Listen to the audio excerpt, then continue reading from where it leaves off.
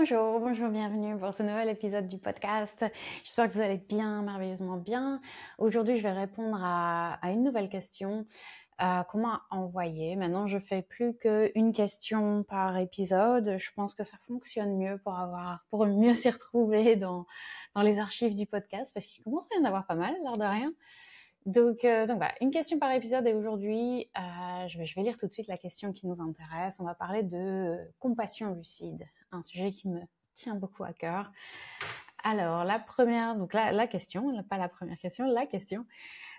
Comment rester lucide face à nos erreurs? Comment à la fois nous ménager sans tomber dans l'excès inverse, le rejet de la faute sur les autres ou comportement irresponsable, etc. Et c'est super intéressant. Je sais que je dis ça à toutes les questions, mais je trouve que c'est un sujet, forcément, c'est un sujet qui m'intéresse beaucoup parce que ça touche au cœur de Svadhyaya. Svadhyaya, qui est un des membres du yoga, une des branches du yoga, une des branches principales du yoga, au même titre que asana, que les postures.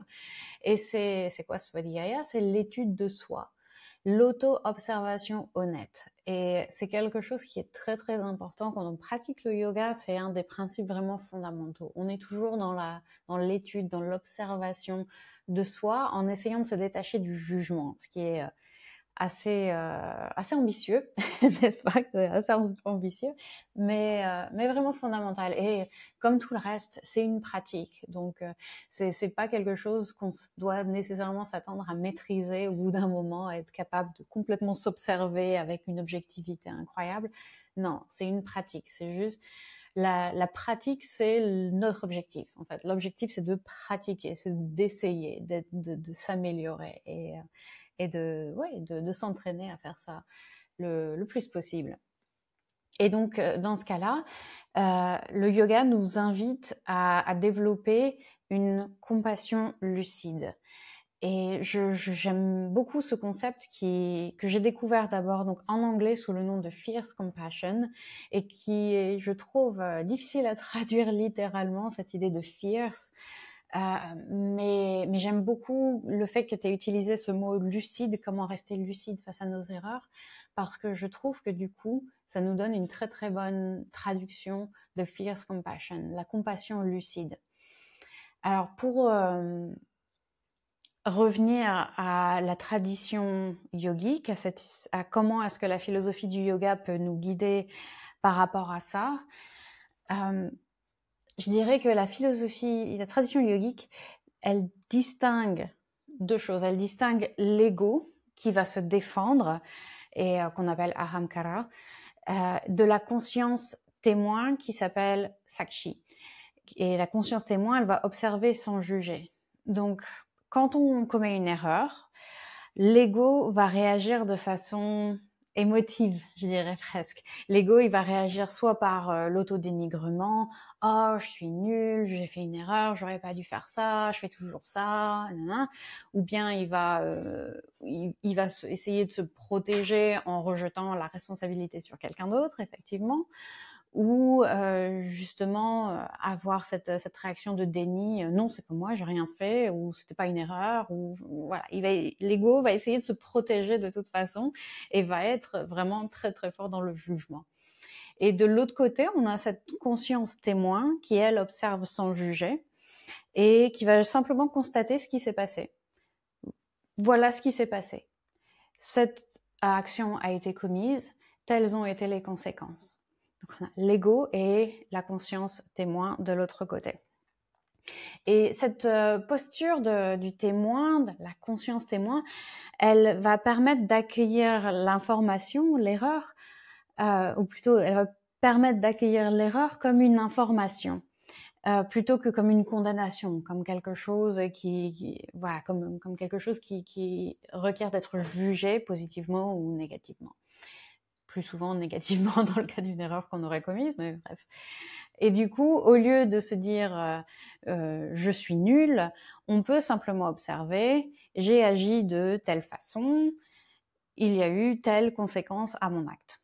C'est factuel, il n'est pas question ici de minimiser l'acte qui a été commis, C'est juste qu'on enlève un peu tout le drama de l'équation.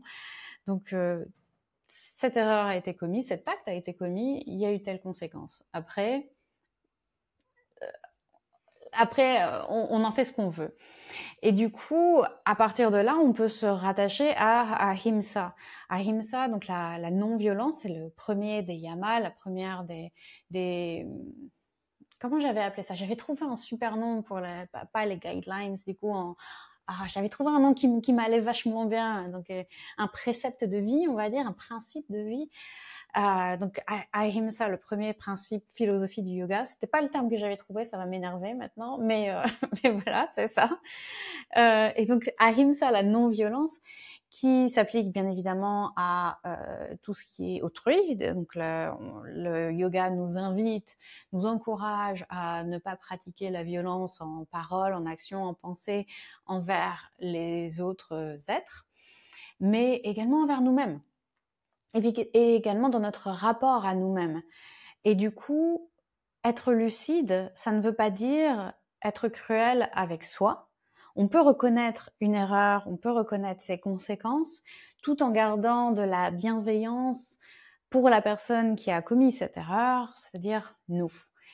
Et cette compassion envers nous-mêmes, c'est pas une indulgence. C'est pas qu'on se laisse tout passer. C'est pas que, voilà, il est pas question de se dire, ah bah, t'as fait une erreur, c'est pas grave, t'es gentil, t'es mignon, c'est pas grave. T'as fait des erreurs, tout le monde fait des erreurs. Non, il est pas question d'être complètement indulgent.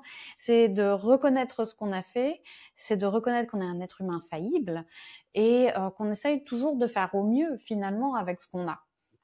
Donc concrètement, quand une erreur survient, quand on commet une erreur, on peut se poser ces questions. On peut se demander, ok, qu'est-ce que j'apprends de cette situation? Qu'est-ce que je ferai différemment la prochaine fois? Comment est-ce que je peux réparer ce que j'ai commis, l'erreur que j'ai commise si nécessaire? Parce que parfois, bon, on commet une erreur et il n'y a pas besoin de réparer. Mais s'il y a besoin de réparer quelque chose, comment est-ce que je peux le faire? Comment est-ce que je peux m'améliorer finalement? Comment est-ce que je peux faire de cette expérience, de cette erreur, justement une expérience, un apprentissage? Et ces questions, ça va nous orienter vers une action constructive. Et j'en ai déjà parlé dans des épisodes précédents, mais peut-être davantage au niveau de l'anxiété, où je disais que l'action peut être vraiment une thérapeutique.